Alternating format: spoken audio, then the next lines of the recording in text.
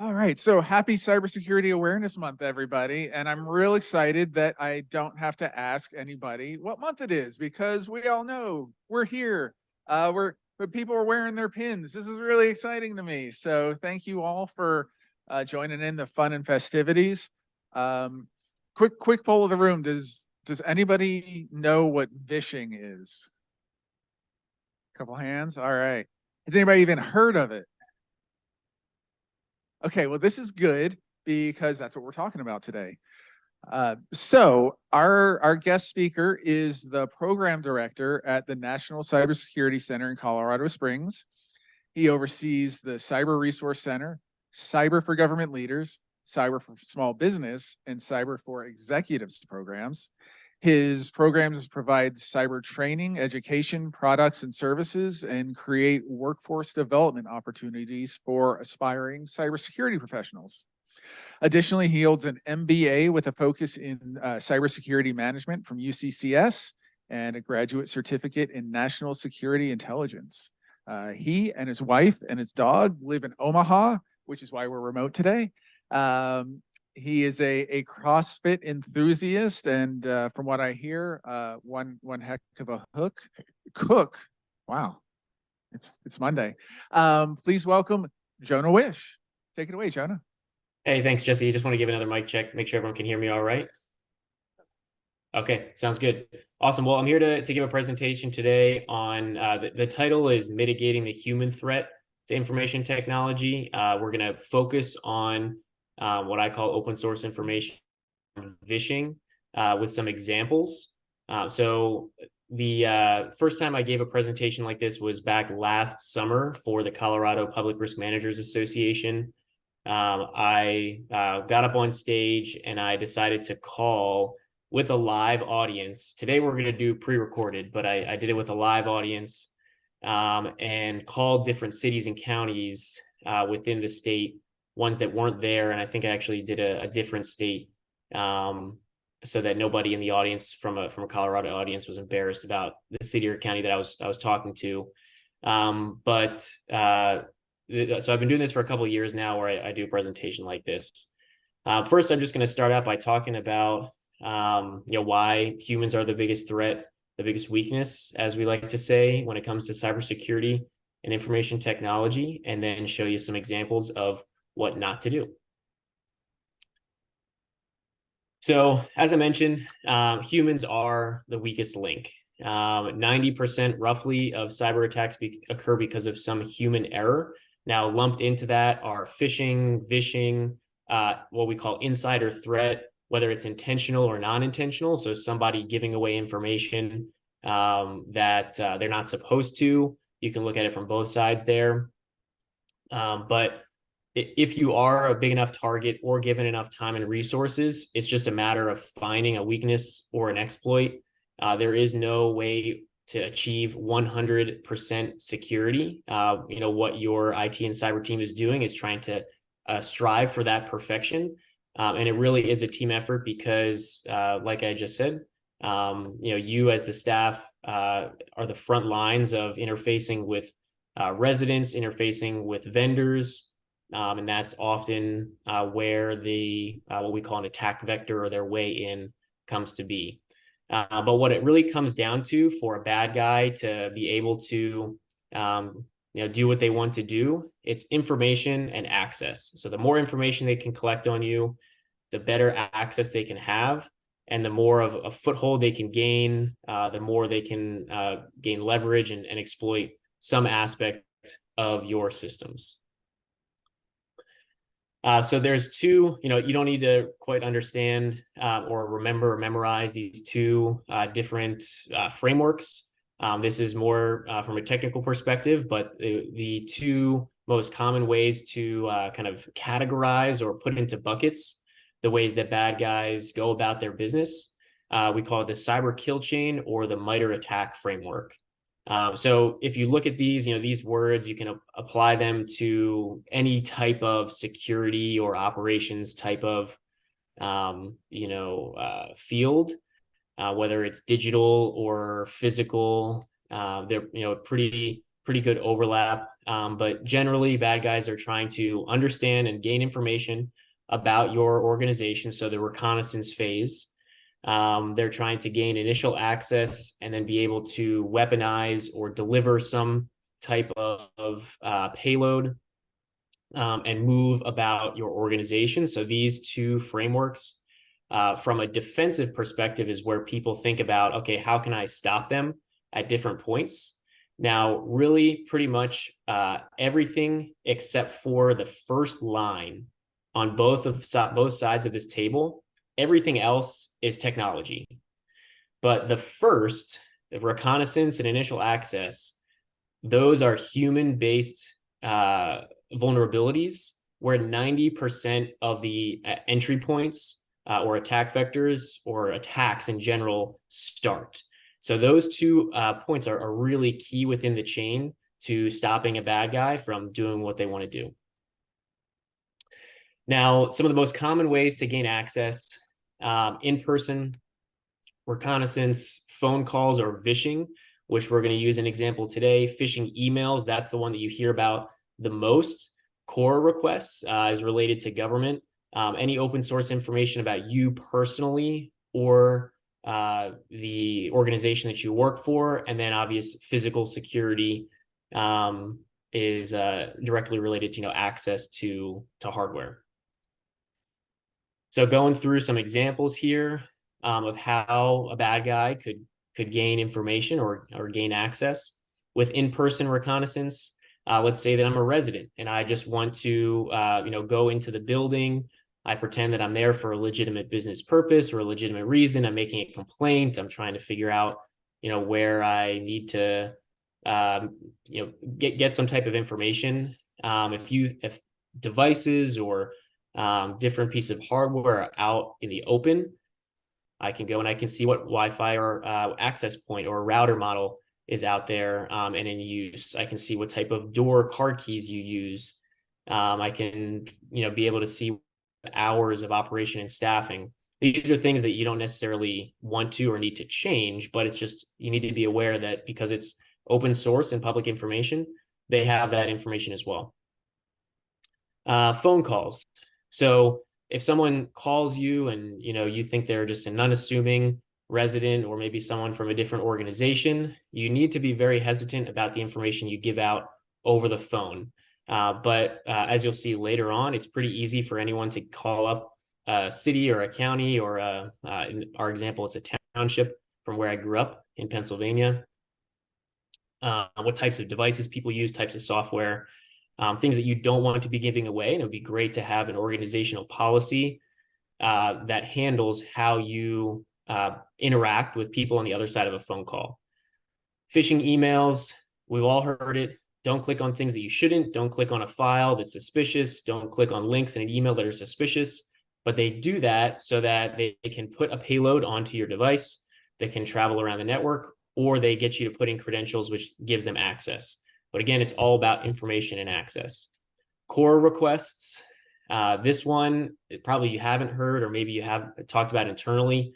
I don't hear many people talking about this in the local government space, but there are a few counties that I looked through just for fun, whether there were core requests for that organization that were related to technology. Because if I can core request what type of software is used for, let's say, video surveillance or security, and I know that there's some type of vulnerability being sold or known as an exploit for that specific software, then just because this is publicly available information, so I have what I need to get something started. So for the folks in the room that handle those types of requests, it would be good to consider what type of information do we give out when we receive our core requests that could give bad guys information about the technology and systems that we use. Open source information. So, if you're social media or maybe personal websites or, anything like that, where I can learn about the things that you like, your family names, all of that. Obviously there's not going to be an organizational policy to not have social media, but it is something to be cognizant of, that if you are, that is how they're going to get information about you personally, to be able to guess keywords within passwords. That just makes their process easier for them. Physical security, if I can go, relates to in-person reconnaissance. If I can see what types of locks, where the security guards are, if there are security cameras, another point for me to gain information. And then this is more technical, but there's a practice or a method called Wi-Fi snooping or sniffing, where if I get you to connect to a false or a fake Wi-Fi network, then I can watch your activity on there. That just helps me gain access. But that's something that Jesse and his team are taking care of. All right. So what I want to start with in terms of examples, this one is just about public information. So we're not in terms of vishing yet, but this is just to give perspective on what I can use if I were a bad guy to potentially exploit. So on this next slide, I'm going to play a video, and I'm only going to play it for about 30 seconds, but I'm going to look in the chat here. If there's anyone virtually that wants to put it in the chat, or maybe I won't be able to hear you because I think nobody's up next to the mic in person there. But if you want to yell it out, totally fine with that. What the information on the screen is that I could use. So I'm going to go ahead, go to the next slide, and hopefully this will play for me.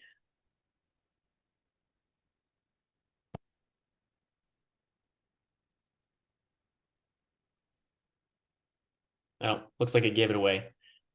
We're not going to play. But anyway, so here's the next slide. So we'll skip this exercise, but this is for a county, Montgomery County in Pennsylvania. This is their Recorder of Deeds portal. And you can see just on the face of it that they're using this software called GovOS for their public records search platform. Now, GovOS probably wants that there for their own marketing and advertising purposes.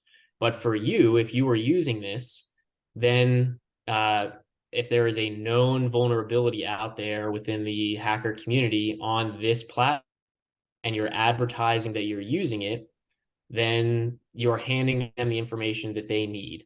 If a criminal is going around trying to exploit local governments, this is the type of information they're looking for. It's just something, as I'm doing my reconnaissance, to figure out where I can get my entry point. Something to consider for folks in the room that work with these types of software. We recognize that there is a benefit, maybe a requirement for putting these things on there, but there's also a risk. Okay, so now we're going to get into some phishing examples. I recommend that on your personal device you're using, if you're here virtually, or Jesse, for the people in person there, bump up the volume a good bit, just because this is a recorded phone call. I want to make sure everyone can hear it okay. So I'll give you a second there, Jesse, to turn up the audio. While you're doing that, I'm going to go ahead and explain kind of what my objectives are here with the phone call. So the way I like to preface this with is here, when I went into the phone call, here are the three pieces of information that I was trying to gather. Whether the people on the other end of the line, their organization used Mac or Windows devices, what type of software they used for some type of operation. So today I was talking with two finance departments, and you saw the example from the recorder with that public information. And then on one of the calls, I was able to ask whether they have an IT staff or a vendor. Now, all of these things are not enough by themselves for me to do anything bad or criminal necessarily, but they do help in my overall ability to put together a plan. So let's go to the next slide, and I'm going to hit play. Hi, this is Josh Goldman. I'm actually calling from Erie County, Pennsylvania. How you doing this morning? Good. How are you? I'm sorry, I didn't catch it there. What was your name? My name's Amy. Amy. May I ask what you're calling regarding? Yeah, Amy, good morning. So I was just hired as a coordinator in the finance division over there in Erie County. And I was tasked with figuring out a couple of things so that our department can make some decisions here on, given the budget period and making plans for next year. I wanted to see if you had a couple minutes to maybe give me some insight on what y'all do over there in Bucks County. Well, I wouldn't be the person to talk to because I'm not involved in the budget process. Unfortunately, our director is in budget meetings right now. We're in the thick of it. Yeah. You hold on just for one moment. Yeah, for sure. Fast forward. I got put on hold.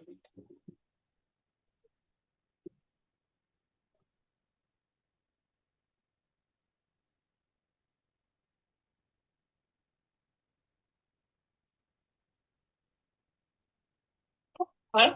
Hi, Amy. Hi. Sorry about that. I was trying to find if anybody else is available right now, but everybody's going into budget meeting. Yeah. Can I take down your phone number and see if somebody can call you back? Well, let me ask you a couple questions that maybe you can answer, and then I'll be happy to leave my number. Sure. So it's really pretty simple. We're in terms of what software we're planning to use for budget tracking.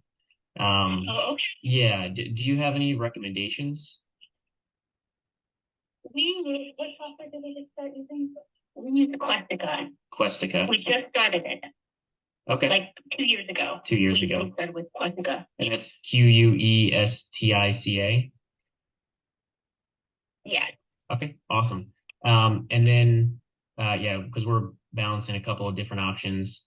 What are primarily throughout the department, are you using a Windows or Mac devices? We use PCs. PCs, okay. Yeah. Okay, yeah, I appreciate this. I mean, just really simple questions. We're just trying to figure out. Yeah. We use PCs, but I believe we use Chrome for our ERP software. No. Yeah, because before we had to use Chrome, but now we don't, right? Oh, okay. Okay, that's no longer anything. Yeah, we use PCs primarily. I don't think anybody uses Mac. Yeah, I found the same thing calling some other counties. Okay, well, I appreciate Amy your feedback there, and I'm just gonna look for some validation on the decisions that we're making. Okay. But yeah, so otherwise, I don't have any other questions. I hope you have a great rest of your day. Oh, thank you too. Okay, thank you. Bye. Bye.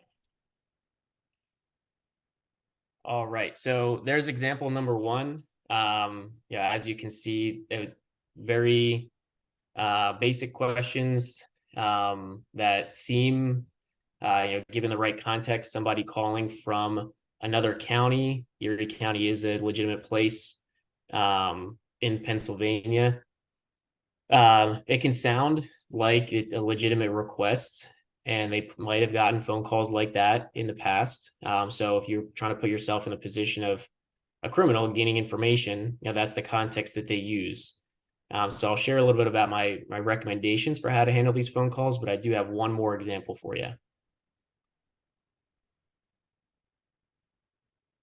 Okay, second phone call.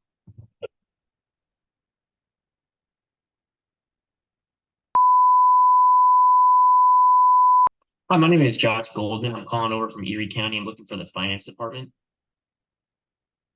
This is finance department. How can I help you? Yes, ma'am. I'm calling. I just got hired over here in Erie, and we're working through budgets right now, and I'm trying to work with my superiors to help make some decisions on different budget tracking software to use. I've been calling around some counties and just wanted to get some insight on maybe get some feedback on what y'all use over there. And do you use Questica? I know that's pretty common in Pennsylvania.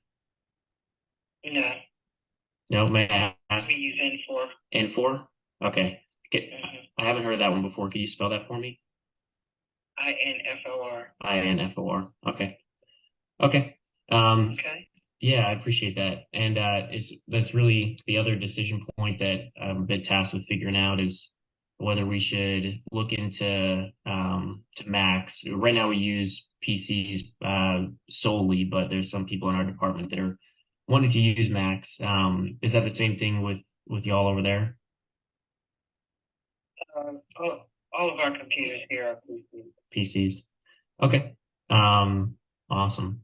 Well, I appreciate it. I'm just, just looking for some validation here on what decisions we're making, but I appreciate your time and hope you have a good rest of your day. Desktops are PCs. There are some staff members that do have Mac laptops or Apple laptops, but for the most part, we have PCs throughout the town.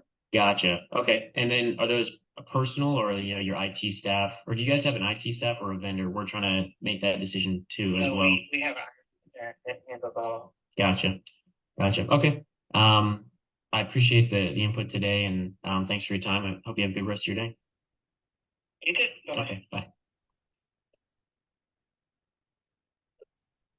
All right. So those are our two examples for today. As you can tell from both of those, I'll leave this slide up while I'm kind of going through my recap there, but very seemingly harmless questions or information to give away.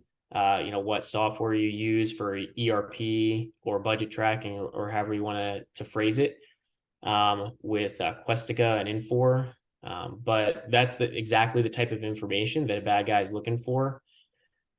Same thing with the type of devices that you're using, and same thing with whether you have an IT staff or a vendor. Now, depending on maybe that individual skill set or the size of the organization, they can deduce what is going to be an ideal threat for them.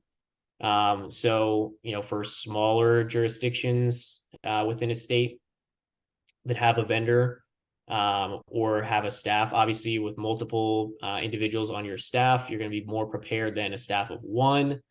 If you're a really small organization and you have a vendor there, that's they're just part-time, they're probably going to be in a little bit of a worse situation compared to a large county. Now, they probably could just deduce that from looking at the population size or employee count of an organization. But the fact that this individual gave that away on the phone call is not a good practice. So just going over, this is in general, some technical and policy solutions to solving the human risk to information technology is one. We're doing it today, security awareness training. That's pretty much commonplace in organizational culture, organizational practices, with the rising threats that have been seen over the past couple of years. So awesome that we're doing this today. Email gateways, this is related to phishing. That can help filter out and prevent anything from getting to your inbox. That could be a phishing email.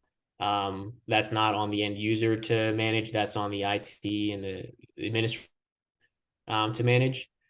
Dual authorization policies. This one is specific. It could be applied to phone calls, but it's more specific to what we call business email compromise.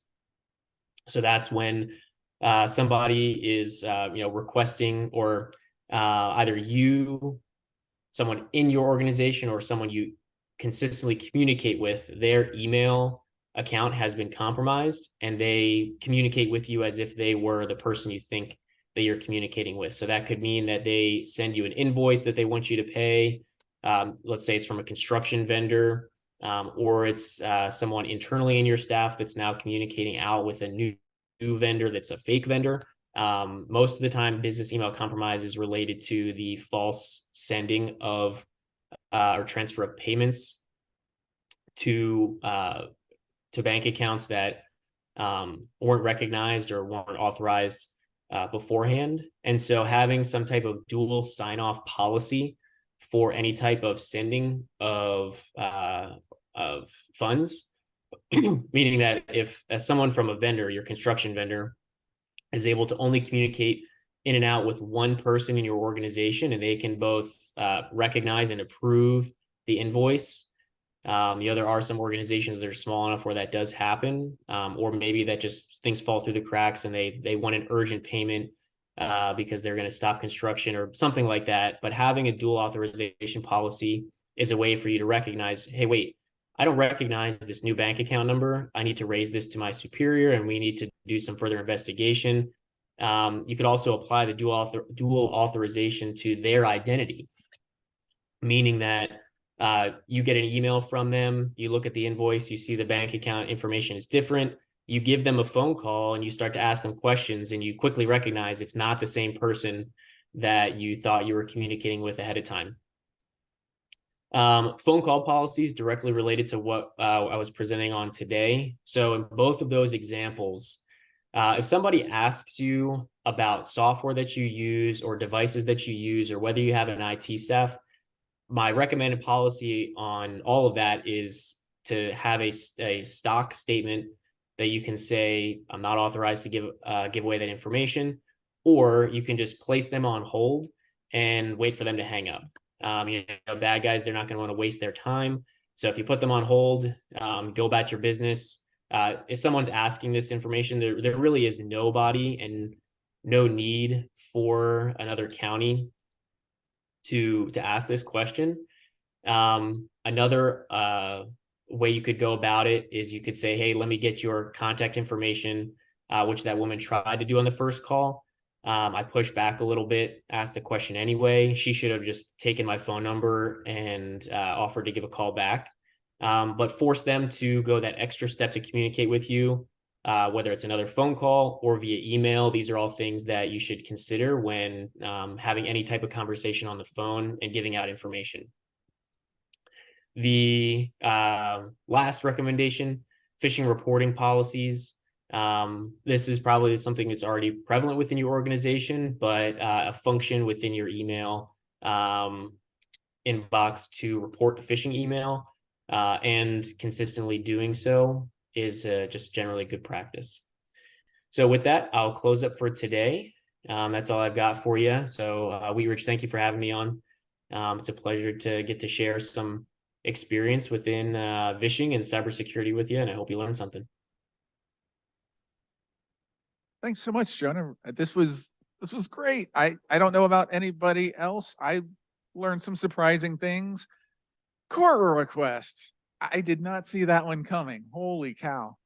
Do you have time to hang out for a few questions? Yeah, absolutely. Great, thanks. I'll let you keep an eye on the chat. Anybody in the room have any questions for Jonah? Okay, maybe this will be shorter than I thought.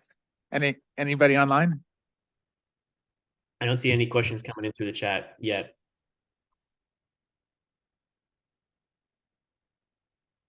All right, Reed. Bail me out here. What are you dying to know? As our accountant?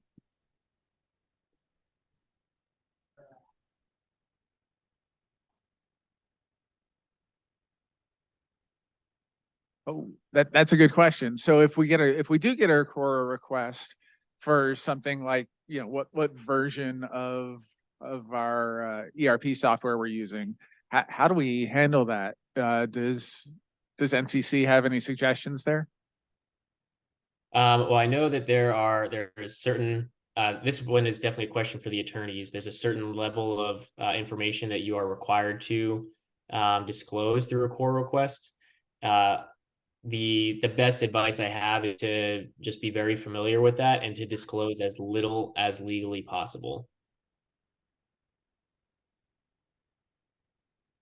I got two questions here, or actually one question from Susan Bennett within the chat. Do we have a statement the city wants us to use? I'm assuming that's for via phone calls. So I'll hand that back to you, Jesse. Is there anything you have there? It looks like Ivana has a question for us. Recently, she received a phone call from a legitimate company asking for our IT contact because they wanted to set up our vendor meeting. What should we do? As your IT contact, I really hate cold calls, so you can tell them literally anything you want. Is that okay? My recommendation there, if it's a legitimate company asking for the IT contact, you can share the information, or tell them to reach out via email. If you give out a contact information, when I've communicated with vendors in the past at cities and counties in Colorado, they'll have a city or county email. So you can't tell if they're a vendor or a staff member. So that's not, I wouldn't say that's too much disclosure. How do I know if this is not phishing? If the, is that from in terms of the phone call? You could have this is another recommendation. It doesn't need to be an internal policy that you develop on how you decide you want to approach asking a person on the other side of the line to identify themselves. But if you know who your IT vendor is and the name of the person and maybe the name of a second person or some other piece of information about that organization, or you just have them go an extra step to stay on the line with you or to communicate with you, most of the time the bad guys are going to give up the first time. But if you say, oh, can you actually put me on the line with your superior, Mark? And let's say, Mark is the owner of the company and, they can't do that, or they start to stumble. It really does come down to your personal preference, but knowing some more about that company and kind of quizzing them on it is going to be a good next step. Okay, I got a question coming in from Whitney. Our core requests only provide exactly what is requested, nothing more. We never create documents for Cora. If requested info does not exist, that's our response. I like it. That makes a lot of sense. And some of that information we do redact when we send out as well. And so, Ivana, we don't really know if it's ever phishing or not either. That's why we have to, keep our we have to stay on alert for these types of things. So yeah, it's definitely okay to say, give them my contact information. That's certainly public. But if they start asking personal questions and kind of getting back to Susan's point, we should have a script for a response for those things. And that's a thing we'll work on. Yeah, whatever it ends up being, it's just you need to make them take an extra step. If they are a legitimate business, then they'll keep going down that path. But at some point, you're going to be able to parse out whether they are a legitimate business you've been doing business with before, or if they are someone whose email account has been compromised, or it's someone who's making a phone call like I was there. Question here from Barb: should staff used Wi-Fi be password protected? Jesse, I'll let you cover that one. Yeah. Barb, this is me high-fiving you right now. Good job. I hate giving this as an answer, but it depends. We do have protections in place for protecting the internal networks, but we're always rethinking these things. What's important for everybody to know is all of our Wi-Fi at city facilities is public. So that's why you can't get to city resources. So just, make sure you're not sharing anything on any of our wireless networks that might be sensitive. All right, one more shot for anybody in the room. Corey, help me out, please. I'm begging you. Oh, Jana's got something. Saved by Jana. And I get a lot of calls from people who are new on computers, and you never know who this person is. And so I just always make their point to say, I'll have to take your name and number and how to play that. And they never give me the name and number. So then but I did have a question on our phones. Are we able to on MyTel, are we able to block callers or report them as suspicious? That's a great question. Okay, thank you. I don't know if anybody online heard that, but Jana asked if we can block suspicious numbers in Mitel, and that is a great question that we'll track down. All right, Jonah, again, thank you so much for coming and hanging out with us today. Thanks to everybody who's online. Thanks to everybody in the room. Do we have donuts left, Kelly? All right, round two, go get them. Thank you, everybody. Next week, we're back to videos for pins. So make sure you stay tuned for those, because when you collect them all, we're going to have a drawing at the end of it. So have a great week. Thanks for your time today. Jonah, appreciate it. Thank you, everybody. Take care.